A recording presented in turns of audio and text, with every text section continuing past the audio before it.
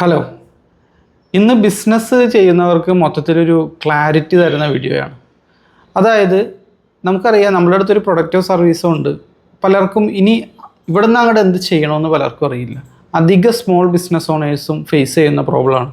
അതിനുള്ള സൊല്യൂഷനാണ് ഇന്ന് പറയാൻ പോണത്. 3 ഘട്ടങ്ങളായിട്ടാണ് ഞാനിതിനെ തിരിച്ചേക്കണം. ഒന്നാമത്തെ ഘട്ടം എന്ന് പറഞ്ഞാൽ ഫേസ് നമ്പർ 1 കസ്റ്റമറെ എങ്ങനെ കണ്ടെത്തും, അതാണ് ഒന്നാമത്തെ ഘട്ടം.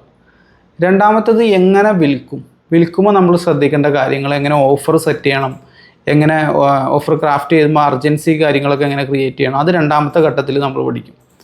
മൂന്നാമത്തെ ഘട്ടത്തിൽ ഓൾറെഡി നമ്മളുടെ അടുത്ത് നിന്ന് വാങ്ങിയതിന് ശേഷം കുറച്ച് കസ്റ്റമേഴ്സിനെ നമുക്ക് കിട്ടുമല്ലോ, ഇവരെന്ത് ചെയ്യണം, ആഫ്റ്റർ സെയിൽ നമ്മൾ എന്ത് ചെയ്യണം. ഇങ്ങനെ 3 ഘട്ടങ്ങളായിട്ടാണ് തിരിച്ചേക്കണത്. ഈ വീഡിയോ കഴിയുന്നതോടുകൂടി നിങ്ങൾക്ക് മൊത്തത്തിലൊരു ക്ലാരിറ്റി വരും. എന്താണ് ചെയ്യേണ്ടത്, ഇത്രയും നാൾ ചെയ്തതിൽ എന്തൊക്കെയാണ് അബദ്ധങ്ങളുള്ളതെന്നൊക്കെ ഉള്ളത് നിങ്ങൾക്ക് ഇന്നത്തെ ഈ വീഡിയോ തീരുന്നതോടുകൂടി നിങ്ങൾക്ക് മനസ്സിലാവും. ഒന്നാമത്തെ ഫേസ് എന്ന് പറഞ്ഞു കഴിഞ്ഞാൽ കസ്റ്റമർ എങ്ങനെ കണ്ടെത്താം എന്നുള്ളതാണ്. അധിക സംരംഭകരും ഫേസ് ചെയ്യുന്ന ഒരു ചാലഞ്ച് ഇതാണ്.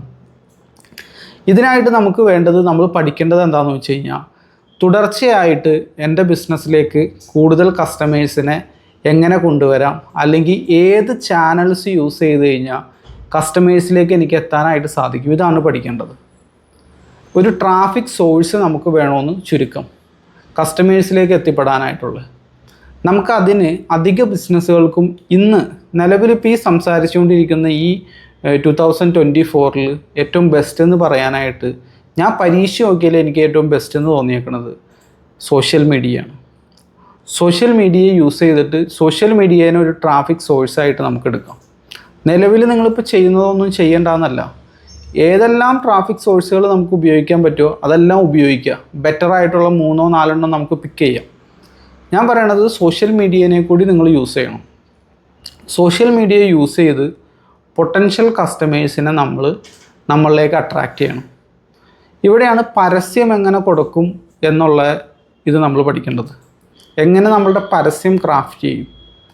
നിങ്ങൾ മനസ്സിലാക്കുക, അധിക സംരംഭകർ ചെയ്യണത് എന്താണെന്ന് വെച്ച് കഴിഞ്ഞാൽ, ഡയറക്റ്റ് പരസ്യം കൊടുത്ത് അവരുടെ പ്രൊഡക്റ്റും സർവീസും സെല്ല് ചെയ്യാൻ നോക്കും.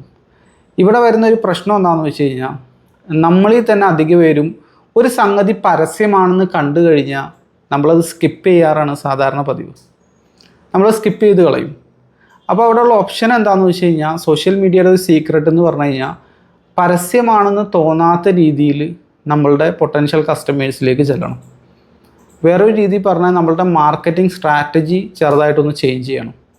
വാല്യൂ ബേസ്ഡ് മാർക്കറ്റിംഗ് എന്നാണ് ഇതിന് പറയുന്നത്. അതായത് പരസ്യമാണെന്ന് നമ്മളുടെ പൊട്ടൻഷ്യൽ കസ്റ്റമേഴ്സിന് തോന്നില്ല, തോന്നാതെ തന്നെ അവരുടെ അറ്റൻഷൻ നമ്മൾ ഗ്രാബ് ചെയ്തെടുക്കുകയാണ്. ഇത് ചെയ്യണം എങ്ങനെയാണെന്ന് വെച്ച് കഴിഞ്ഞാൽ, നിങ്ങളൊരു ചൂണ്ട ഇടാനായിട്ട് സങ്കല്പിച്ചാൽ മതി. ചൂണ്ട ഇടാൻ നേരത്തെ ആ ചൂണ്ടക്കുളത്തിൽ മീൻ കൊത്താൻ സാധ്യതയുള്ള ഇരകളാണല്ലോ നമ്മൾ വെക്കാറുള്ളൂ. അതിൽ ചോക്ലേറ്റ് വെച്ച് കഴിഞ്ഞാൽ ചിലപ്പോൾ ചോക്ലേറ്റ് നല്ല ടേസ്റ്റ് ഉള്ളതാണ്, പക്ഷേ മീൻ ഇഷ്ടപ്പെട്ടില്ലെങ്കിലോ, മീൻ എന്താണോ കൊത്താൻ സാധ്യതയുള്ളത് അതാണ് നമ്മൾ ഇരയായിട്ട് വെക്കാറ്. കാരണം നമുക്ക് കിട്ടേണ്ടത് മീനേ ആണല്ലോ. മറ്റു ജീവികളും കുളത്തിലുണ്ടാവും, അതിനൊന്നും നമുക്ക് വേണ്ട, നമുക്ക് മീനെ മാത്രം മതി. മീൻ എന്ന് പറഞ്ഞു കഴിഞ്ഞാൽ നമ്മളുടെ പൊട്ടൻഷ്യൽ കസ്റ്റമേഴ്സാണ്. അപ്പോൾ അവർ എന്താണോ ഇഷ്ടപ്പെടുന്നത് അതാണ് നമ്മൾ പ്രൊവൈഡ് ചെയ്യേണ്ടത്. അത് പരസ്യമാണെന്ന് തോന്നരുത്. ഒരു ബൈറ്റ് നമ്മൾ വെച്ച് കൊടുക്കുക, ഒരു ഇരേനെ പിടിച്ച് ഇങ്ങനെ ചൂണ്ടക്കുളത്തിൽ വെക്കണ പോലെ. നമ്മളുടെ potential customers social media use ചെയ്യണത് എൻ്റർടൈൻമെൻറ്റിന് വേണ്ടിയിട്ടാണ്. അപ്പോൾ എൻ്റർടൈനിങ് ആയിട്ടുള്ള കണ്ടൻറ്റുകൾ അവർക്ക് പ്രൊവൈഡ് ചെയ്തുകൊണ്ട് അവരുടെ അറ്റൻഷൻ നമ്മൾ ഗ്രാബ് ചെയ്യുക.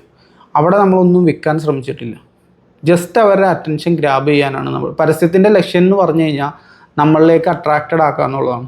നമ്മളുടെ പ്രൊഡക്റ്റും സർവീസും ഡയറക്റ്റ്ലി വിൽക്കുക എന്നുള്ളതല്ല. പ്രൊഡക്റ്റും സർവീസും ഡയറക്റ്റ് നമ്മൾ പരസ്യം കൊടുത്ത് വിൽക്കാൻ നോക്കാൻ നേരത്ത് അവിടെ വരുന്ന ഒരു പ്രശ്നം എന്താണെന്ന് വെച്ച് കഴിഞ്ഞാൽ, ഈ വരുന്ന കസ്റ്റമേഴ്സിനെ, ആ പൊട്ടൻഷ്യൽ കസ്റ്റമേഴ്സിനെ നമ്മളെ അറിയില്ല. നമ്മളെന്ന ബ്രാൻഡ്, വ്യക്തി, പ്രൊഡക്റ്റ്, സർവീസ് ഇതെന്താണെന്ന് ഈ കസ്റ്റമേഴ്സിനെ അറിയില്ല.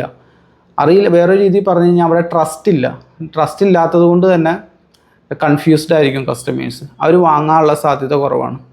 അല്ലെങ്കിൽ നമ്മളുടെ കൺവേർഷൻ റേറ്റ് കുറയും. മാർക്കറ്റിംഗ് ടേംസിൽ പറഞ്ഞാൽ കൺവേർഷൻ റേറ്റ് അവിടെ കുറവായിരിക്കും. എങ്ങനെ ചെയ്തില്ലെങ്കിൽ, വാല്യൂ ബേസ്ഡ് മാർക്കറ്റിംഗ് ചെയ്തില്ലെങ്കിൽ, നമ്മളുടെ പൊട്ടൻഷ്യൽ കസ്റ്റമേഴ്സിന് എന്താണോ ഇഷ്ടം അത് പ്രൊവൈഡ് ചെയ്തുകൊണ്ടായിരിക്കണം നമ്മൾ സോഷ്യൽ മീഡിയയിൽ പരസ്യം ചെയ്യേണ്ടത്. ഇപ്പോൾ ഒരു ഉദാഹരണം പറയുകയാണെങ്കിൽ, ഇപ്പം നിങ്ങൾ സെല്ല് ചെയ്യുന്നത് അലങ്കാര വസ്തുക്കളോ അങ്ങനെ എന്തെങ്കിലുമൊക്കെയാണെന്ന് വിചാരിക്കുക. സ്വാഭാവികമായിട്ടും അധിക സമയവും വീട് അലങ്കരിക്കുന്നതുമായി ബന്ധപ്പെട്ട എന്തെങ്കിലുമൊക്കെ പ്രൊഡക്റ്റാണെന്ന് വിചാരിക്കുക. അധിക സമയവും നിങ്ങളുടെ കസ്റ്റമേഴ്സ് സ്ത്രീകളായിരിക്കും. അലങ്കാര വസ്തുക്കളൊക്കെ നിങ്ങളുടെ അടുത്തുനിന്ന് വാങ്ങിച്ചാൽ നിങ്ങളുടെ ആ ഒരു ഓർഡർ ഹിസ്റ്ററി നോക്കിക്കഴിഞ്ഞ് കഴിഞ്ഞാൽ നിങ്ങൾക്ക് മനസ്സിലാവും അധിക സമയം ഫീമെയിൽ ഓഡിയൻസ് ആയിരിക്കും നിങ്ങളുടെ കസ്റ്റമേഴ്സ്. അപ്പോൾ നമ്മൾ ചെയ്യേണ്ട എന്താണെന്ന് വെച്ച് കഴിഞ്ഞാൽ, ഞങ്ങളുടെ അടുത്ത് ഇങ്ങനെ ഒരു ആർട്ടിഫിഷ്യൽ ഫ്ലവറാണ് നിങ്ങൾ വിൽക്കണമെന്ന് വിചാരിക്കാം. ആർട്ടിഫിഷ്യൽ ഫ്ലവറാണ് നിങ്ങളുടെ പ്രൊഡക്റ്റ്. അങ്ങനെയാണെങ്കിൽ എൻ്റെ അടുത്തൊരു ആർട്ടിഫിഷ്യൽ ഫ്ലവർ ഉണ്ട്, നിങ്ങൾക്കിത് വേണോ, ഇതിന് ഇത്ര രൂപ എന്ന് പറഞ്ഞിട്ടല്ല നമ്മളവിടെ വിൽക്കുക. മറിച്ച് എങ്ങനെ റൂം നല്ല രീതിയിൽ അലങ്കരിക്കാം, ഇതായിരിക്കണം നമ്മളുടെ അത്രയേ ഉള്ളൂ. അവരെ ജസ്റ്റ് നമ്മൾ എഡ്യൂക്കേറ്റ് ചെയ്യണം. റൂം അലങ്കരിക്കുമ്പോൾ നമ്മൾ ശ്രദ്ധിക്കേണ്ട കാര്യങ്ങൾ എന്തൊക്കെ, റൂമിൻ്റെ പെയിൻറ്റ് എന്തായിരിക്കണം, എവിടെയൊക്കെ എന്തൊക്കെ വെക്കാം, റൂം ഇൻറ്റീരിയറുമായി ബന്ധപ്പെട്ട എന്തെങ്കിലുമൊക്കെ കാര്യങ്ങൾ നിങ്ങൾ പഠിക്കുക. ഇൻ്റർനെറ്റ് യൂസ് ചെയ്ത് കഴിഞ്ഞാൽ നമുക്ക് പഠിക്കാനായിട്ട് സാധിക്കും. അങ്ങനെ പഠിച്ചതിന് ശേഷം നിങ്ങളുടെ പൊട്ടൻഷ്യൽ കസ്റ്റമേഴ്സിനെ നിങ്ങൾ പഠിപ്പിച്ചു കൊടുക്കുക. അപ്പോൾ എന്താണെന്ന് വെച്ച് കഴിഞ്ഞാൽ നിങ്ങൾ വാല്യൂ പ്രൊവൈഡ് ചെയ്യണം. അവിടെ നടക്കുന്നത് സെല്ലിംഗ് അല്ല, മറിച്ച് വാല്യൂ എക്സ്ചേഞ്ച് ആണ്. ജസ്റ്റ് ഒരു വാല്യൂ എക്സ്ചേഞ്ച് മാത്രമാണ്. അവർ നമുക്ക് കാശ് തന്ന് നമ്മളെ അടുത്തൊന്നും വാങ്ങിച്ചിട്ടില്ല, അല്ലെങ്കിൽ നമ്മൾ അവർക്ക് എന്തെങ്കിലും വിൽക്കാൻ നോക്കിയിട്ടില്ല. മറിച്ച് നമ്മളവിടെ ചെയ്യണത് എന്താണെന്ന് വെച്ച് കഴിഞ്ഞാൽ ജസ്റ്റ് വാല്യൂ പ്രൊവൈഡ് ചെയ്യുന്നു. അപ്പോൾ ഇങ്ങനെ വാല്യൂ പ്രൊവൈഡ് ചെയ്യാൻ നേരത്ത് സ്വാഭാവികമായിട്ടും വീട് അലങ്കരിക്കാൻ താല്പര്യമുള്ള അല്ലെങ്കിൽ അതിൽ വളരെ ഇൻട്രസ്റ്റഡ് ആയിട്ടുള്ള ആളുകൾ നിങ്ങളുടെ ഈ സോഷ്യൽ മീഡിയ പേജുകളിലേക്കും ഇതിലേക്കും അട്രാക്റ്റഡ് ആവും. ഇങ്ങനെ ഇവർ അട്രാക്റ്റഡ് ആയതിന് ശേഷമാണ് ഇവരെ നമ്മൾ കസ്റ്റമറാക്കി മാറ്റാനായിട്ട് ശ്രമിക്കേണ്ടത്. ആദ്യം നമ്മൾ വാല്യൂ കണ്ടിന്യൂസ് ആയിട്ട് പ്രൊവൈഡ് ചെയ്യുക, എന്നിട്ട് അവരെ അറ്റൻഷൻ ഗ്രാബ് ചെയ്യുക എന്നുള്ളതാണ് ആദ്യത്തെ സ്റ്റെപ്പ് എന്ന് പറഞ്ഞു കഴിഞ്ഞാൽ. ഡയറക്റ്റ് വിൽക്കാൻ നോക്കരുത്. ഡയറക്റ്റ് വിൽക്കാൻ നോക്കുമ്പോഴുള്ള പ്രശ്നം എന്താണെന്ന് വെച്ച് കഴിഞ്ഞാൽ ഇത് പരസ്യമാണ് അവർ മനസ്സിലാക്കി അത് സ്വൈപ്പ് ചെയ്ത് പോവുകയും ചെയ്യും. അപ്പോൾ എന്താണെന്ന് വെച്ചാൽ ഈവൻ അത് അവർക്ക് ഉപകാരപ്പെട്ട സംഗതിയാണെങ്കിലും അവർക്കതിനുള്ള ക്ഷമയില്ല, അതുകൊണ്ട് തന്നെ അവരത് സ്കിപ്പ് ചെയ്ത് പോകും. അപ്പോൾ നമ്മൾ വാല്യൂ പ്രൊവൈഡ് ചെയ്യുക. വാല്യൂ പ്രൊവൈഡ് ചെയ്യാൻ നേരത്ത് ഈ പൊട്ടൻഷ്യൽ കസ്റ്റമേഴ്സ് സ്വാഭാവികമായിട്ടും നമ്മളുടെ ബൈറ്റ് എന്താണ്, നമുക്ക് മീനെ പിടിക്കണമെങ്കിൽ മീൻ കൊത്താൻ സാധ്യതയുള്ള ഇരയാണല്ലോ നമ്മളവിടെ ഇട്ട് കൊടുക്കുന്നത്. അപ്പോൾ നമ്മളുടെ പ്രൊഡക്റ്റ് എന്ന് പറഞ്ഞാൽ ആർട്ടിഫിഷ്യൽ ഫ്ലവറാണ്. അപ്പോൾ നമ്മളവിടെ ഇട്ട് കൊടുത്തേക്കണ ഇര എന്താണെന്ന് വെച്ച് കഴിഞ്ഞാൽ റൂം എങ്ങനെ നല്ല രീതിയിൽ അലങ്കരിക്കാം, ഇത് നമ്മളവരെ പഠിപ്പിക്കുകയാണ്. അപ്പോൾ അതിലേക്ക് അട്രാക്റ്റഡ് ആയിട്ട് തന്നെ മീനുകൾ ആരായിരിക്കും, റൂം അലങ്കരിക്കാൻ ഇഷ്ടമുള്ള ആളുകളായിരിക്കും. വേറെ രീതി പറഞ്ഞാൽ നാളെ കഴിഞ്ഞോ നിങ്ങളുടെ കസ്റ്റമർ ആകാൻ സാധ്യതയുള്ളവരാണ് ഇവർ. അപ്പോൾ ഇവർ നിങ്ങളിലേക്ക് അട്രാക്റ്റഡ് ആവുകയും ഈ പൊട്ടൻഷ്യൽ കസ്റ്റമേഴ്സിനെ നമ്മൾ ഡ്രൈവ് ചെയ്ത് നമ്മളുടെ സോഷ്യൽ മീഡിയ പേജുകളിലേക്കും അതുപോലെ തന്നെ നമ്മളുടെ വാട്സപ്പ് ബിസിനസ്സിലേക്കും കൊണ്ടുവരണം. കാരണം ഇവർ അറ്റൻഷൻ നമ്മൾ ഗ്രാബ് ചെയ്ത് കഴിഞ്ഞു. ഇനി അവർക്ക് കണ്ടിന്യൂസ് ആയിട്ട് വാല്യൂ നമ്മൾ കൊടുത്തുകൊണ്ടിരിക്കുക. ഇതുപോലുള്ള ഡീറ്റെയിൽ ആയിട്ടുള്ള കാര്യങ്ങൾ, അതായത് വീട് അലങ്കരിക്കുമ്പോൾ ശ്രദ്ധിക്കേണ്ട കാര്യങ്ങൾ, സിമ്പിളായിട്ട് എങ്ങനെ വീട് അലങ്കരിക്കാം, എങ്ങനെ ലോ കോസ്റ്റിൽ നമുക്ക് വീട് അലങ്കരിക്കാം, ഹൗസ് വാമിങ്ങിന് എങ്ങനെ വീട് അലങ്കരിക്കണം, അങ്ങനെ പല പല രീതിയിലുള്ള വാല്യൂ ബേസ്ഡ് കണ്ടൻറ്റുകൾ നമ്മൾ പ്രൊവൈഡ് ചെയ്തുകൊണ്ട് ഇവരെ അറ്റൻഷൻ ഗ്രാബ് ചെയ്ത് ഇവരെ നമ്മളുടെ വാട്സപ്പ് ബിസിനസ്സിലോ വാട്സപ്പ് ഗ്രൂപ്പിലോ എത്തിക്കുക എന്നുള്ളതാണ്. ഇവരുടെ ഡാറ്റ നമ്മളുടെ അടുത്തേക്ക് കൊണ്ടുവരിക. ഇവരുടെ ഡാറ്റ അക്വയർ ചെയ്യണ വേറെ ഒന്നിനും വേണ്ടിയിട്ടല്ല. നാളെയാണ് നമ്മൾ സെല്ല് ചെയ്യാൻ പോണത്. ഇന്ന് സെല്ലിങ് ആരംഭിച്ചിട്ടില്ല. നമ്മൾ സെല്ല് ചെയ്യാൻ പോണത് നാളെയാണ്. ഇന്ന് നമ്മൾ വാല്യൂ ജസ്റ്റ് പ്രൊവൈഡ് ചെയ്തിട്ടുള്ളൂ, ജസ്റ്റ് പരിചയപ്പെടൽ നടന്നിട്ടുള്ളൂ. അപ്പോൾ എന്താണെന്ന് വെച്ച് കഴിഞ്ഞാൽ ഒരു വലിയ വിഭാഗം ട്രാഫിക് നമ്മളുടെ അടുത്തേക്ക് വരണം. വലിയ വിഭാഗം പൊട്ടൻഷ്യൽ കസ്റ്റമേഴ്സ് നമ്മളിലേക്ക് അട്രാക്റ്റഡ് ആയി വന്നതിന് ശേഷമാണ് ആ പൂളിനകത്താണ് നമ്മളുടെ സെയില് നമ്മൾ സ്റ്റാർട്ട് ചെയ്യുന്നത്. ജസ്റ്റ് പരസ്യം കൊടുക്കുമെന്ന് പറഞ്ഞു കഴിഞ്ഞാൽ അട്രാക്ഷൻ എന്നുള്ള സംഗതി അവിടെ നഷ്ടപ്പെട്ടു. ഡയറക്റ്റ് സെല്ല് ചെയ്യാൻ നേരത്ത് ഇതാണ് വാല്യൂ ബേസ്ഡ് മാർക്കറ്റിംഗ് എന്ന് പറയുന്നത്.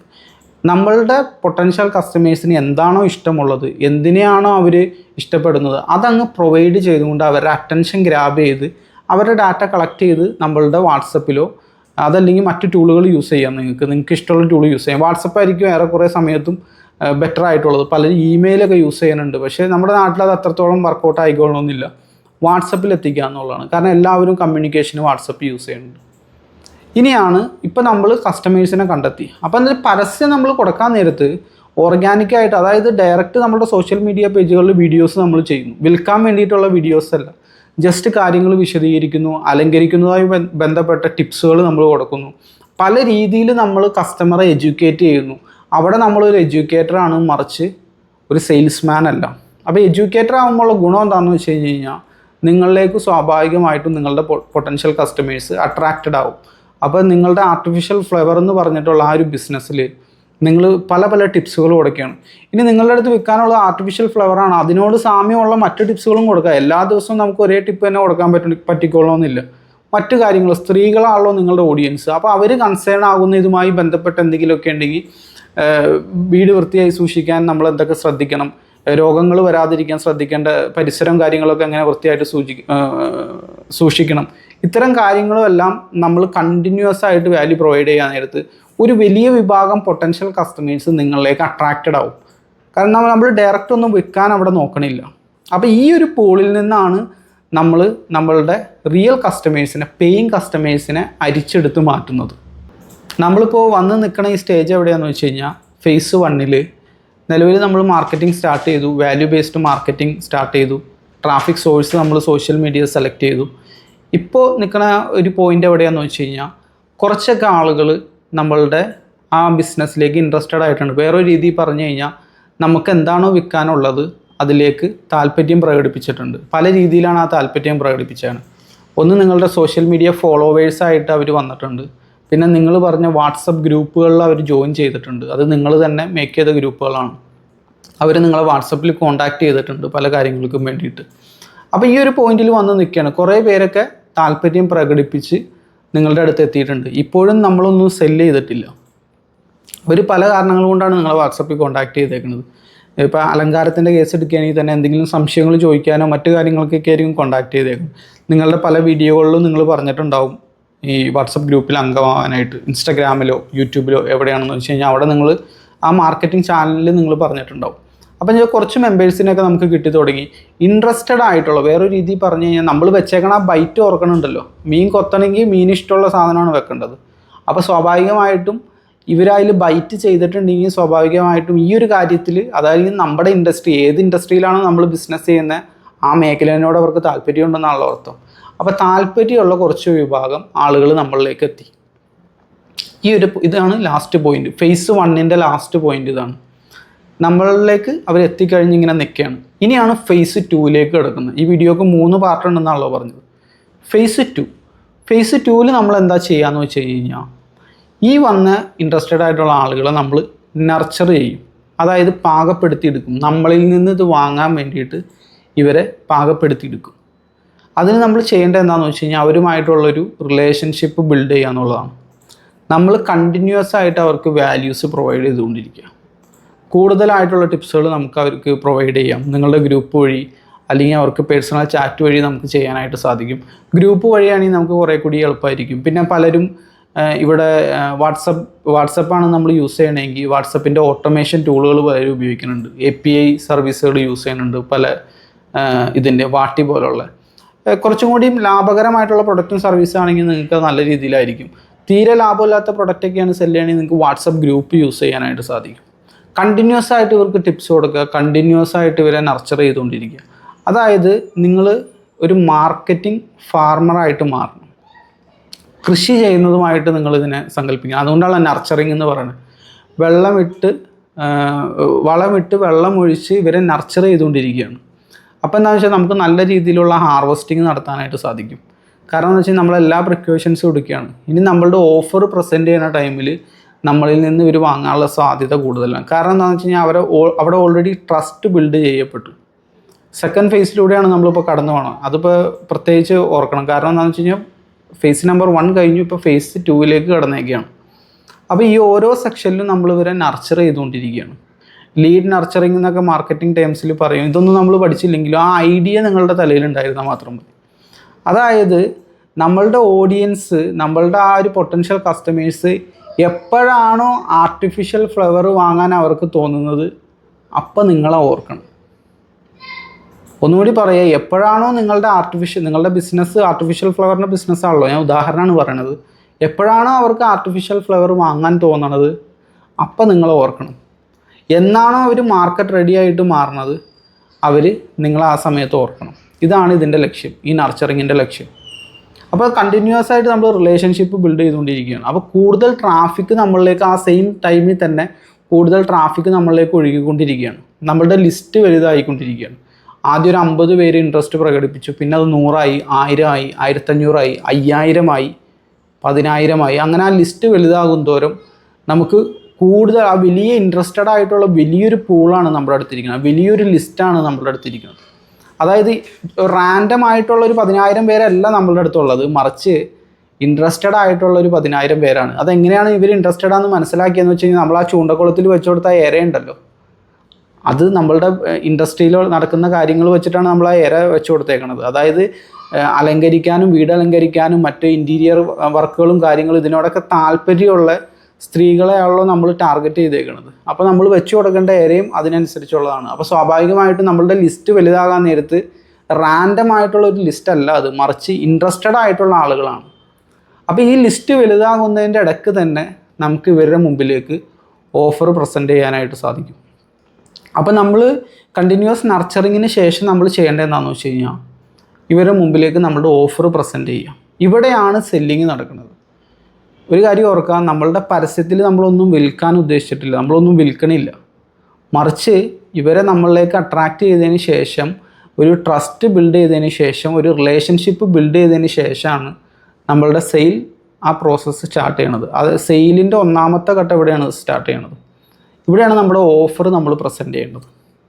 നമ്മൾ ഓഫർ കൊടുക്കുന്നു, നമ്മളുടെ അടുത്ത് എന്താണോ വിൽക്കാനുള്ളത് ആ സാധനം ഇവരിലേക്ക് പ്രസൻറ്റ് ചെയ്യുന്നു, അതിൻ്റെ പ്രൈസ് ഇവരുടെ അടുത്ത് പറയുന്നു, അതിൻ്റെ കോൾ ടു ആക്ഷൻ നമ്മൾ കൊടുക്കുന്നു, എങ്ങനെ പേയ്മെൻറ്റ് ചെയ്യണമെന്നുള്ള കോൾ ടു ആക്ഷൻ നമ്മളിവിടെ കൊടുത്തേക്കാണ്. അപ്പോൾ എന്താണെന്ന് വെച്ച് കഴിഞ്ഞാൽ, ആ ഒരു ലിസ്റ്റിൻ്റെ അകത്ത് ആരൊക്കെ ഇൻട്രസ്റ്റഡ് ആണോ, നിങ്ങൾ ഓൾറെഡി അവർക്ക് നല്ല രീതിയിൽ വാല്യൂ പ്രൊവൈഡ് ചെയ്തിട്ടുണ്ടെങ്കിൽ വേറൊരാളെ പറ്റി അല്ലെങ്കിൽ നിങ്ങളുടെ കോമ്പറ്റീറ്ററെ പറ്റി ഇവർ ചിന്തിക്കില്ല, മറിച്ച് നിങ്ങളെപ്പറ്റി മാത്രമാണ് ആ പോയിന്റിൽ ചിന്തിക്കുകയുള്ളൂ.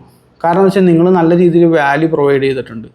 ഈവൻ നിങ്ങളേക്കാൾ വില കുറച്ച് വേറെ എവിടെ നിന്നെങ്കിലും കിട്ടിയാൽ പോലും ട്രസ്റ്റ് ഇല്ലാത്തതുകൊണ്ട്, റിലേഷൻഷിപ്പ് ഇല്ലാത്തതുകൊണ്ട് അവിടെ നിങ്ങൾക്ക് തന്നെ സെയിൽ വരാനുള്ള സാധ്യത വളരെ വളരെ കൂടുതലാണ്, വളരെ കൂടുതലാണ്. പ്രത്യേകിച്ച് സർവീസ് മേഖലയിലൊക്കെ ഉള്ളവർക്ക് ഇത് നല്ല രീതിയിൽ യൂസ് ചെയ്യാനായിട്ട് പറ്റും. പ്രൊഡക്റ്റ് ബേസ്ഡ് ബിസിനസ്സുകൾക്കും സാധിക്കും, റിലേഷൻഷിപ്പ് ബിൽഡ് ചെയ്തതിന് ശേഷം. പ്രത്യേകിച്ച് എക്സ്പെൻസീവ് ആയിട്ടുള്ള പ്രൊഡക്റ്റുകളും സർവീസുകളും വിൽക്കുന്നവർ. കാരണം വില കൂടുന്തോറും ആളുകൾക്ക് സംശയം വരും. അതായത് കുറച്ചും കൂടി പഠിച്ചതിന് ശേഷം മാത്രമാണ് അവർ പർച്ചേസിങ് ഡിസിഷൻ എടുക്കുകയുള്ളൂ.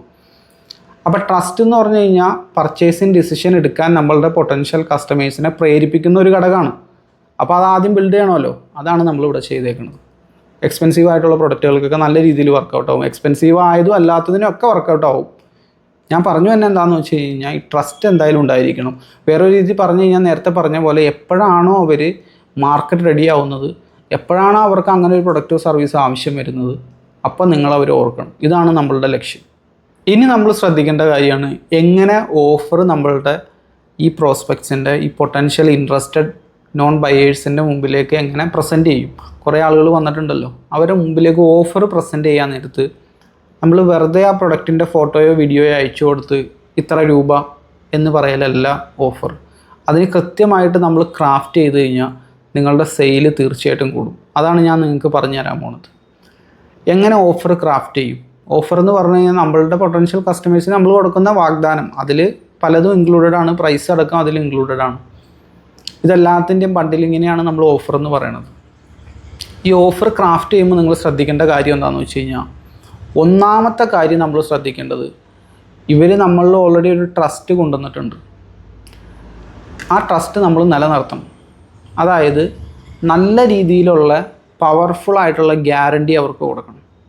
റിസ്ക് റിവേഴ്സൽ എന്നാണ് വേറൊരു രീതിയിൽ പറയുക. അതായത് കസ്റ്റമറായ നിങ്ങൾക്ക് യാതൊരുവിധ റിസ്ക്കുമില്ല. ഞങ്ങളുടെ അടുത്തുനിന്ന് വാങ്ങിച്ചു കഴിഞ്ഞാൽ, പ്രൊഡക്റ്റ് ആവട്ടെ സർവീസ് ആവട്ടെ എന്താവട്ടെ, ഞങ്ങളുടെ അടുത്തുനിന്ന് നിങ്ങൾ വാങ്ങിച്ചു കഴിഞ്ഞാൽ, ഞങ്ങളുമായി ഒരു ബിസിനസ് ചെയ്ത് കഴിഞ്ഞാൽ യാതൊരുവിധ റിസ്ക്കും കസ്റ്റമറായിട്ടുള്ള നിങ്ങൾക്കില്ല.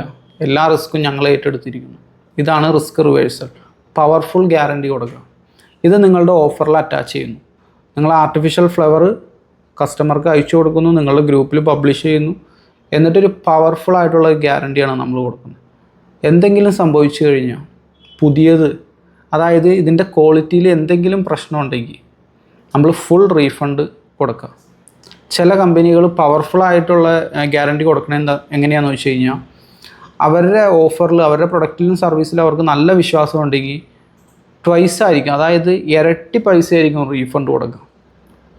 ഇത്രയും പവർഫുള്ളായിട്ടുള്ള ഗ്യാരണ്ടി നമ്മൾ കൊടുക്കുന്നതിൻ്റെ ഗുണം എന്താണെന്ന് വെച്ച് കഴിഞ്ഞാൽ, ഇപ്പോൾ നിങ്ങൾ ചിലപ്പോൾ ചോദിച്ചേക്കുക അത് നമുക്ക് റിസ്ക് അല്ലേ എന്നുള്ളത്.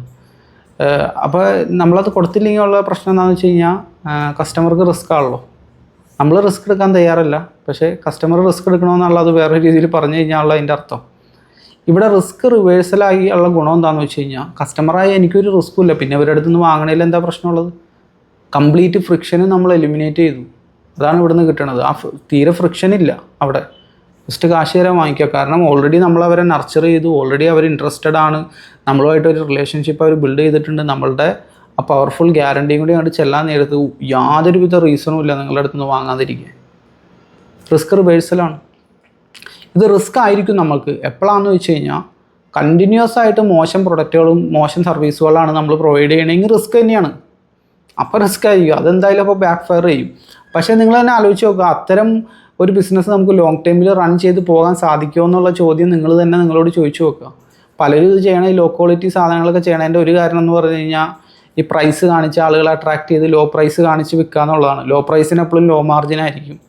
അപ്പോൾ പിന്നെ ഈ എടുക്കുന്ന പണിക്കൊന്നും നമുക്കുള്ള വലിയ ബെനിഫിറ്റ് കിട്ടില്ല. എപ്പോഴും ഹൈ ക്വാളിറ്റി ഉള്ള പ്രൊഡക്റ്റ് നല്ല സ്റ്റാൻഡേർഡ് ആയിട്ടുള്ള പ്രൈസിൽ നമുക്ക് തരക്കേടില്ലാത്ത ലാഭം കിട്ടുന്ന രീതിയിൽ സെല്ല് ചെയ്യലാണ് ഏറ്റവും ബെസ്റ്റ് എന്ന് പറഞ്ഞു കഴിഞ്ഞാൽ. അപ്പോൾ എന്താ വെച്ചാൽ നല്ല ക്വാളിറ്റി കസ്റ്റമേഴ്സിനെ നിങ്ങൾക്ക് കിട്ടും. നമ്മൾ കംപ്ലീറ്റ് റിസ്ക് റിവേഴ്സൽ ഇവിടെ ചെയ്തേക്കാണ്. കംപ്ലീറ്റ് റിസ്ക് റിവേഴ്സൽ അവിടെ ചെയ്തു. ഇതാണ് ഓഫർ പ്രൊവൈഡ് ചെയ്യാൻ നേരത്ത് നമ്മൾ ആദ്യം ചെയ്യേണ്ടത്. നിങ്ങളുടെ ആർട്ടിഫിഷ്യൽ ഫ്ലവറിൻ്റെ വീഡിയോ ആവട്ടെ ഫോട്ടോ ആവട്ടെ ചെല്ലുന്നു, ആദ്യം തന്നെ നമ്മളുടെ ഗ്യാരണ്ടി അങ്ങോട്ട് പ്രസൻറ്റ് ചെയ്യുന്നു. എവിടെയെങ്കിലും സൈഡിൽ ചെറുതായിട്ട് ഇങ്ങനെ എഴുതിയേക്കല്ല, സാറ്റിസ്ഫാക്ഷൻ ഗ്യാരണ്ടി എന്ന് എഴുതിയേക്കല്ല, നമ്മളത് ബോൾഡായിട്ട് തന്നെ അതിൻ്റെ ഫ്രണ്ടിൽ തന്നെ പറയുകയാണ്. അപ്പോൾ എന്താണെന്ന് വെച്ച് കഴിഞ്ഞാൽ അവർ അട്രാക്റ്റഡായി. ഇനി രണ്ടാമത് ശ്രദ്ധിക്കേണ്ട കാര്യം എന്താണെന്ന് വെച്ച് കഴിഞ്ഞാൽ ഏതൊരു ഓഫറും നല്ല രീതിയിൽ സെല്ല് ചെയ്ത് പോകില്ല അതിൽ സ്കേഴ്സിറ്റി ഇല്ലെങ്കിൽ. അതായത് നമ്മളുടെ പൊട്ടൻഷ്യൽ കസ്റ്റമേഴ്സിന് തോന്നണം എല്ലാ കാലത്തും ഈ ഓഫർ ഇതിങ്ങനെ തന്നെ നിൽക്കില്ല. ഓഫറുകൾക്ക് എപ്പോഴും വാലിഡിറ്റി വേണം. ഒരു വാലിഡിറ്റി ഇല്ലാതെ ഓഫർ നമ്മൾ കൊടുക്കരുത്. എപ്പോഴും കിട്ടുമെന്നാണെങ്കിൽ പിന്നെ അവിടെ ഒരു അർജൻസി ഇല്ലല്ലോ. അടുത്ത ആഴ്ചയാവട്ടെ, അടുത്ത മാസമാവട്ടെ, 6 മാസം കഴിഞ്ഞിട്ടാവട്ടെ, അങ്ങനത്തെ ചിന്തകൾ കസ്റ്റമേഴ്സിൻ്റെ മൈൻഡിലേക്ക് വരും. ഒരു മാസം കഴിഞ്ഞ് വാങ്ങാമെന്നുള്ള രീതിയിലായിരിക്കും ആ കസ്റ്റമർ ഇരിക്കുക. സ്വാഭാവികമായിട്ട് അവിടെ എന്താ സംഭവിക്കണമെന്ന് വെച്ച് കഴിഞ്ഞാൽ ഒരു മാസം കഴിയുമ്പോൾ അവർ വാങ്ങില്ല. അപ്പോൾ അർജൻസി മാക്സിമം ക്രിയേറ്റ് ചെയ്യാൻ നോക്കണം. അവിടെയാണ് നമ്മൾ സ്കേഴ്സിറ്റി കൊണ്ടുവരുന്നത്. ആർട്ടിഫിഷ്യൽ ഫ്ലവറിൻ്റെ കേസ് എടുത്തു കഴിഞ്ഞ് കഴിഞ്ഞാൽ ഈ ഒരു പ്രത്യേക ബെസ്റ്റ് സെല്ലിംഗ് ആയിട്ടുള്ള ഈ ഒരു പ്രൊഡക്റ്റ് അല്ലെങ്കിൽ ഈ വിഷ്വലി നല്ല അപ്പീലിംഗ് ആയിട്ടുള്ള ഈ ഒരു ആർട്ടിഫിഷ്യൽ ഫ്ലവർ 5 പീസ് മാത്രമാണ് ബാക്കിയുള്ളൂ. അത് അൺലിമിറ്റഡ് ആയിട്ടില്ല. 5 പീസ് മാത്രമാണ് ബാക്കിയുള്ളൂ. അപ്പോൾ ആദ്യം വരുന്ന 5 പേർക്കാണ് ഇത് കിട്ടുക. പിന്നെ ഈ ഓഫറിൻ്റെ വാലിഡിറ്റി ഇപ്പോൾ ഞങ്ങൾ പ്രൊവൈഡ് ചെയ്യണ എൻ്റെ ഓഫറിൻ്റെ വാലിഡിറ്റി ഒരു 4 ദിവസം മാത്രമേ ഉള്ളൂ, 3 ദിവസം മാത്രമേ ഉള്ളൂ, ഒരാഴ്ച മാത്രമേ ഉള്ളൂ. ഒരു അർജൻസി അവിടെ നിങ്ങൾ എപ്പോഴും ഉണ്ടാക്കണം. ഇവിടെ നുണ പറയാനല്ല പറയണത്.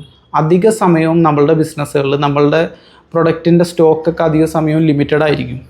പിന്നെ അധിക സമയവും നമുക്ക് കണ്ടിന്യൂസ് ആയിട്ട് ഇങ്ങനെ ഓഫർ കൊടുക്കാൻ പറ്റില്ല. അപ്പം നമ്മൾ തന്നെ അവിടെ ഒരു വാലിഡിറ്റി സെറ്റ് ചെയ്യണം. കണ്ടിന്യൂസ് ആയിട്ട് നമുക്ക് എന്തായാലും ഓഫർ പ്രൊവൈഡ് ചെയ്യാൻ പറ്റില്ലല്ലോ. അങ്ങനെ നമ്മൾ പ്രൊവൈഡ് ചെയ്താലും അത് യൂസ്ലെസ് ആയിരിക്കും. കാരണം എന്താണെന്ന് വെച്ച് കഴിഞ്ഞാൽ അവിടെ അർജൻസി ഒന്നുമില്ല, എപ്പോൾ വേണമെങ്കിലും വാങ്ങാമെന്നുള്ള രീതിയാവും. അപ്പോൾ അർജൻസി നമ്മളുടെ ഓഫറിൽ മസ്റ്റായിട്ട് നിങ്ങൾ കൊടുത്തിരിക്കണം. അർജൻസി ക്രിയേറ്റ് ചെയ്യാത്ത ഓഫറുകളൊന്നും നല്ല രീതിയിൽ സെല്ല് ചെയ്ത് പോകില്ല. ഇനി ആ ഓഫറിൽ പ്രൊവൈഡ് ചെയ്യേണ്ടതാണ് കോൾ ടു ആക്ഷൻ. നമ്മൾ ആദ്യം ഗ്യാരണ്ടി കൊടുത്തു, ആ ഓഫറിൻ്റെ കാലാവധിയും കാര്യങ്ങളും പറഞ്ഞു. ഇനി വരേണ്ടതാണ് call to action. Call to action എന്ന് പറഞ്ഞു കഴിഞ്ഞാൽ എങ്ങനെ പേയ്മെൻറ്റ് ചെയ്യണം. ഓക്കെ, ഈ കഥകളൊക്കെ ഞാൻ കേട്ടു, കസ്റ്റമറായിട്ടുള്ള ഞാൻ കേട്ടു. ഇനി ഞാൻ എന്താണ് ചെയ്യേണ്ടത്, എങ്ങനെയാണ് പേയ്മെൻറ്റ് ചെയ്യണമെന്നുള്ളതാണ് അവിടെ ഉള്ളത്. അപ്പോൾ നിങ്ങളുടെ പേയ്മെൻറ്റ് മെത്തേഡ് എന്താണെന്നുള്ളത് മെൻഷൻ ചെയ്തിട്ട് അവർക്ക് സെൻഡ് ചെയ്യാം. ഇപ്പം ഇത്രയും കാര്യങ്ങൾ ഈ ഓഫർ എന്ന് പറഞ്ഞു കഴിഞ്ഞാൽ ഓഫർ ക്രാഫ്റ്റ് ചെയ്യുമ്പോൾ നമ്മൾ കൃത്യമായിട്ട് തന്നെ നല്ല രീതിയിൽ ക്രാഫ്റ്റ് ചെയ്താലുള്ള ഗുണം എന്താണെന്ന് വെച്ച് കഴിഞ്ഞാൽ നമുക്ക് 5 സെയിലായി നല്ല രീതിയിൽ നിങ്ങൾ ഓഫർ ക്രാഫ്റ്റ് ചെയ്യണില്ലെങ്കിൽ, ഉദാഹരണം നിങ്ങൾക്ക് സാധാരണ 5 സെയിൽ കിട്ടും എന്ന് വിചാരിക്കുക. നിങ്ങളിതൊന്നും ചെയ്യാറൊന്നുമില്ല, പവർ ഗ്യാരണ്ടിയും അതുപോലെ തന്നെ അർജൻസിയും ഒന്നും ക്രിയേറ്റ് ചെയ്യണില്ല, വെറുതെ ഒരു ഫോട്ടോ ഇടുന്നു, അതിന് ഇത്ര വില എന്ന് പറയുന്നു. അങ്ങനെയാണെങ്കിൽ നിങ്ങൾക്ക് അധിക സമയം, ഉദാഹരണത്തിന് ഒരു 5 സെയിലാണ് നിങ്ങൾക്ക് കിട്ടുകയെന്ന് വിചാരിക്കുക. നിങ്ങൾ ഇതുപോലെ നല്ല രീതിയിൽ ഓഫർ ക്രാഫ്റ്റ് ചെയ്ത് കഴിഞ്ഞാൽ അത് 10 മടങ്ങായിട്ട് കൂടും. 5 കിട്ടേണ്ടടുത്ത് 10 കിട്ടും, 10 കിട്ടേണ്ടടുത്ത് 20 കിട്ടും. നിങ്ങളുടെ സെയിൽ കൂടുന്നതായിട്ട് കാണാനായിട്ട് പറ്റും. കാരണം സ്കേഴ്സിറ്റി എന്ന് പറഞ്ഞു കഴിഞ്ഞാൽ എപ്പോഴും നല്ല രീതിയിൽ സ്കേഴ്സിറ്റി ഉള്ള ഓഫറുകളെല്ലാം തന്നെ നല്ല രീതിയിൽ സെല്ല് ചെയ്തു പോകും. പിന്നെ കോൾ ടു ആക്ഷൻ വേണം. ഇവിടെ കൊണ്ട് കഴിഞ്ഞിട്ടില്ല. ഇനി നമ്മൾ ഈ അയച്ചു കൊടുത്ത വിഭാഗം കസ്റ്റമേഴ്സിൽ എല്ലാവരും വാങ്ങില്ല, തീർച്ചയായിട്ടും വാങ്ങില്ല. ഒരു വിഭാഗം വാങ്ങിക്കും. പക്ഷേ മറ്റുള്ളവരെ നമ്മൾ വീണ്ടും വീണ്ടും ഫോളോ അപ്പ് ചെയ്യണം. അതെങ്ങനെയാണെന്ന് വെച്ച് കഴിഞ്ഞാൽ, ഉദാഹരണത്തിന് നിങ്ങളുടെ ഓഫർ 3 ദിവസമാണ് നിങ്ങൾക്ക് വാലിഡിറ്റി ഉള്ളതെന്ന് വിചാരിക്കാം. ഓഫറിൻ്റെ വാലിഡിറ്റി 3 ദിവസമുള്ളൂ. ഈ ഓരോ ദിവസം, അതായത് ആ വാലിഡേഷൻ ആ ഡേറ്റിലേക്ക് അടുക്കുന്ന ആ ടൈം വരെ നമ്മളുടെ കസ്റ്റമേഴ്സിന് നമ്മൾ നോട്ടിഫിക്കേഷൻസ് കൊടുക്കണം. ഇനി 1 ദിവസം കൂടിയാണ് ബാക്കിയുള്ളൂ, 2 ദിവസം കൂടിയാണ് ബാക്കിയുള്ളൂ, 24 മണിക്കൂർ കൂടിയേ ബാക്കിയുള്ളൂ, അരമണിക്കൂർ കൂടിയേ ബാക്കിയുള്ളൂ എന്നുള്ള ആ ഒരു അർജൻസി നമ്മളുടെ പൊട്ടൻഷ്യൽ കസ്റ്റമേഴ്സിൽ ഉണ്ടാക്കിയെടുക്കണം. തീർച്ചയായിട്ടും അപ്പോൾ സെയിൽ കൂടി വന്നതായിട്ട് നിങ്ങൾക്ക് കാണാനായിട്ട് സാധിക്കും. അപ്പോൾ അർജൻസി മസ്റ്റാണ്. അതിനുശേഷം നമ്മൾ ഫോളോ അപ്പ് കൊടുക്കണം. ഈ ഫോളോ അപ്പിൻ്റെ അകത്ത് നമുക്ക് ചെയ്യാൻ പറ്റിയ കാര്യം എന്താണെന്ന് വെച്ച് കഴിഞ്ഞാൽ, നമുക്ക് നമ്മളുടെ ആദ്യത്തെ കോൾ ടു ആക്ഷൻ, ആദ്യത്തെ ഓഫർ നമ്മൾ അയച്ചതിന് ശേഷവും റെസ്പോൺസ് ഇല്ലെങ്കിൽ നമ്മൾ ചെയ്യേണ്ടത് എന്താണെന്ന് വെച്ച് കഴിഞ്ഞാൽ, ഒരു ഫോളോ അപ്പും കൂടി കൊടുക്കുക. അവിടെ നമുക്ക് വേണമെങ്കിൽ ഒരു ബോണസ് അറ്റാച്ച് ചെയ്യുക. അതായത് നിങ്ങൾ ഇന്ന് തന്നെ ഈ പ്രൊഡക്റ്റ് പർച്ചേസ് ചെയ്യുകയാണെങ്കിൽ ഒരു ഫ്രീ ഗിഫ്റ്റും കൂടി ഇതിൻ്റെ കൂടെ വന്നിട്ടുണ്ട്. നിങ്ങൾക്ക് എക്സ്പെൻസീവ് അല്ലാത്ത രീതിയിൽ, നല്ല രീതിയിൽ ചെയ്യാൻ പറ്റുന്ന, നിങ്ങളുടെ പ്രോഫിറ്റിനെ സാരമായിട്ട് ബാധിക്കാത്ത രീതിയിലുള്ള എന്തെങ്കിലും ഒരു ഗിഫ്റ്റോ, ഇനി സർവീസ് ചെയ്യുന്നവർ എന്തെങ്കിലും ഒരു എക്സ്ട്രാ സർവീസും കൂടി അവർക്ക് പ്രൊവൈഡ് ചെയ്തുകൊണ്ട് ഇന്ന് തന്നെ നിങ്ങൾ പർച്ചേസ് ചെയ്താൽ, ഇവിടെ നിങ്ങൾ ശ്രദ്ധിക്കേണ്ട കാര്യം എന്താണെന്ന് വെച്ച് കഴിഞ്ഞാൽ, ഫോളോ അപ്പിന് പോലും നമ്മൾ അർജൻസി ക്രിയേറ്റ് ചെയ്തേക്കാണ്. ഫോളോ അപ്പ് വെറുതെ അല്ല, ബോണസ് എല്ലാ ദിവസവും നിങ്ങൾക്ക് കിട്ടില്ല. ഇന്ന് തന്നെ പർച്ചേസ് ചെയ്യുകയാണെങ്കിൽ നിങ്ങൾക്ക് ഈ ഒരു ഫ്രീ ഗിഫ്റ്റ് കിട്ടും. ഇനി സർവീസ് പ്രൊവൈഡ് ചെയ്യണവരാണെങ്കിൽ നിങ്ങളുടെ സർവീസിൻ്റെ മറ്റ് ഒരു സർവീസ് അവരാണ് ഓപ്റ്റ് ചെയ്തതെന്ന് വിചാരിക്കുക, നിങ്ങൾക്ക് മറ്റ് സർവീസുകളും കൂടി ഉണ്ട്, അതിൻ്റെ എന്തെങ്കിലും ചെറിയൊരു പോർഷനും കൂടി അറ്റാച്ച് ചെയ്തിട്ട് നമുക്ക് ഇവിടെ അർജൻസി ക്രിയേറ്റ് ചെയ്ത് സെല് ചെയ്യാനായിട്ട് പറ്റും. അപ്പോൾ ഇവിടെ ചിലപ്പോൾ നിങ്ങൾക്ക് സംശയം വന്നേക്കാം, ഇതൊക്കെ കസ്റ്റമേഴ്സ് ചിന്തിക്കൂലേ? കസ്റ്റമർ ബൈയിങ് ഡിസിഷൻ എടുക്കാൻ വേണ്ടി നിൽക്കുന്ന ആളാണ്. ഒരു സംരംഭകൻ്റെ ബ്രെയിനിലൂടെ പോകുന്ന കാര്യങ്ങളല്ല കസ്റ്റമേഴ്സിൻ്റെ ബ്രെയിനിലൂടെ പോകുന്നത്. ഈ സ്ട്രാറ്റജി എന്തായാലും വർക്കൗട്ട് ആവണമെന്നാണ്. ലോകത്ത് ഒരുപാട് ഫേമസ് ബ്രാൻഡുകൾ ഇത് ചെയ്യുന്നുണ്ട്.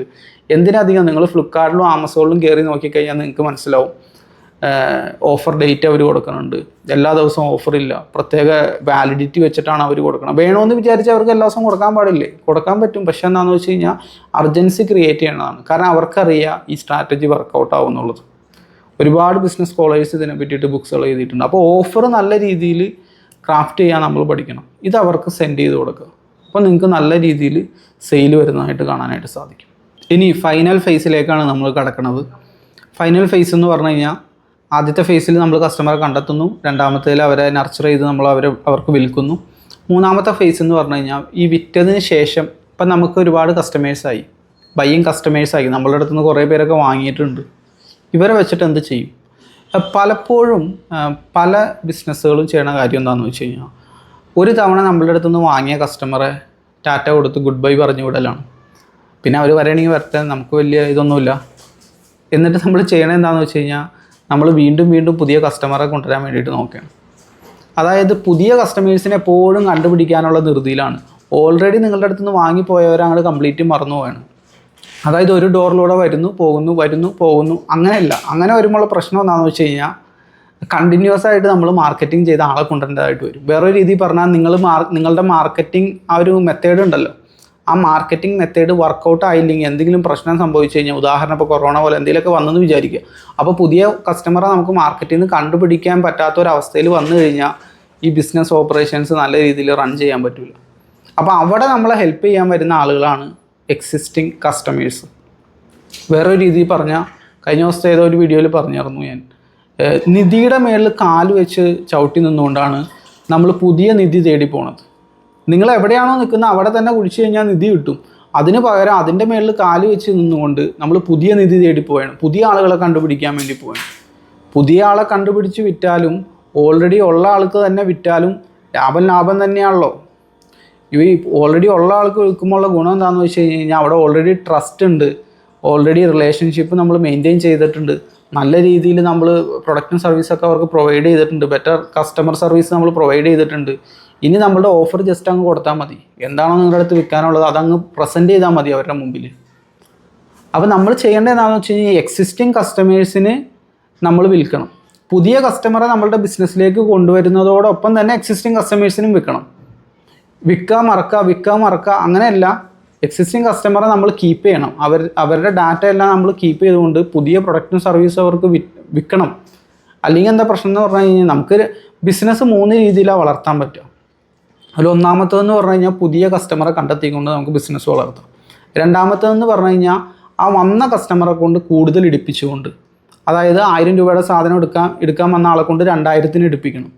മൂന്നാമത്തെ മെത്തേഡ് എന്ന് പറഞ്ഞു കഴിഞ്ഞാൽ ആ ഇനീഷ്യൽ ട്രാൻസാക്ഷന് ശേഷം വീണ്ടും അവരെ റിപ്പീറ്റ് പർച്ചേസിന് വിധേയമാക്കുക, വീണ്ടും വാങ്ങിപ്പിക്കുക. ഈ 3 രീതിയിലാണ് നമുക്ക് ഗ്രോ ചെയ്യാൻ പറ്റുന്നത്. അതിൽ ആ മൂന്നാമത്തെ മെത്തേഡ് മറന്നു കളയരുത്. പുതിയ കസ്റ്റമർ വരുന്നതോടൊപ്പം തന്നെ എക്സിസ്റ്റിംഗ് കസ്റ്റമേഴ്സിന് വിൽക്കുകയും വേണം. അപ്പോഴാണ് നമ്മളുടെ റവന്യൂ ഇങ്ങനെ കൂടി വരിക, ആ ബിസിനസ് ഇങ്ങനെ വളർന്നു വരിക. അപ്പോൾ ഇങ്ങനെയാണ് നമ്മൾ ചെയ്യേണ്ടത്. എക്സിസ്റ്റിംഗ് കസ്റ്റമേഴ്സിന് നമ്മൾ വീണ്ടും വിൽക്കണം.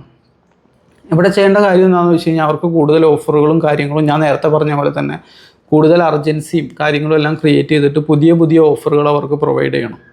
ഈ എക്സിസ്റ്റിംഗ് കസ്റ്റമേഴ്സിന് വിൽക്കുന്നതോടൊപ്പം തന്നെ നമ്മളുടെ ആദ്യത്തെ പ്രോസസ്സ് നിങ്ങൾ റിപ്പീറ്റ് ചെയ്യാൻ വേണം.